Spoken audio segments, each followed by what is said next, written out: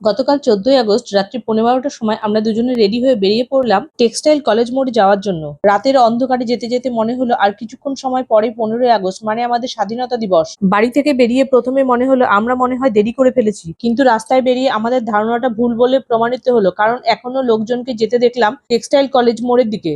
Textile college মোড়ের কিছুটা আগে থেকে দেখতে পেলাম রাস্তার দুপাশে প্রচুর গাড়ি রাখা আছে। এই আন্দোলনে এসে দেখতে পেলাম বাচ্চা থেকে বড়, নারী থেকে পুরুষ সকলেই যোগদান করেছে। আজকে সকলের একটাই উইশ, আরজিকর মেডিকেল কলেজের ঘটনার যেন সঠিক বিচার হয়। টেক্সটাইল কলেজ মোড়ে জনসমাগমের ভিড়ে আমরাও যুক্ত হলাম।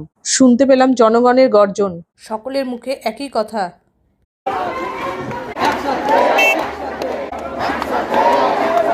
এরই মধ্যে রাস্তার একপাশে দেখতে পেলাম পথনাট্য চলছে।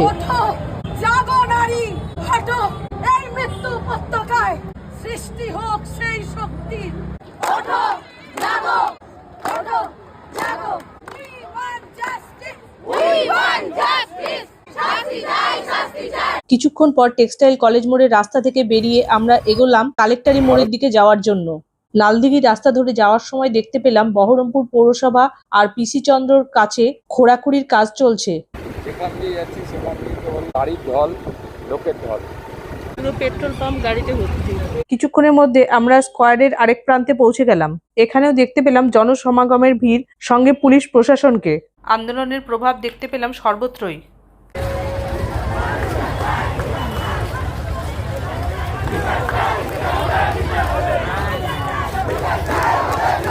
ঘড়িতে রাত্রি ১২টা পার হয়ে গিয়েছে। ১৫ই আগস্ট উপলক্ষে স্বাধীনতা দিবসের সূচনাও শুরু হয়ে গিয়েছে। কিন্তু এবারে স্বাধীনতা দিবস প্রত্যেকবারে স্বাধীনতা দিবসের মতো নয়। স্বাধীনতা দিবসের দিনে ভারাক্রান্ত মন নিয়ে রওনা হলাম বাড়ির পথে। ঘড়িতে বাজে রাত্রি ১২টা ১৫। বাড়ি ফেরার পথে দেখতে পেলাম এখনো সকলে আন্দোলনে যোগ দেওয়ার জন্য যাচ্ছে। আর দেখতে পেলাম যারা আন্দোলনে যেতে পারেনি তারা বাড়িতে মোমবাতি জ্বালিয়ে, শঙ্খ বাজিয়ে এই আন্দোলনকে সমর্থন করছে। সবশেষে সবাইকে স্বাধীনতা দিবসের শুভেচ্ছা জানিয়ে ভিডিওটা এখানে শেষ করলাম। বাড়ি ফিরলাম খুব ভারাক্রান্ত মন নিয়ে।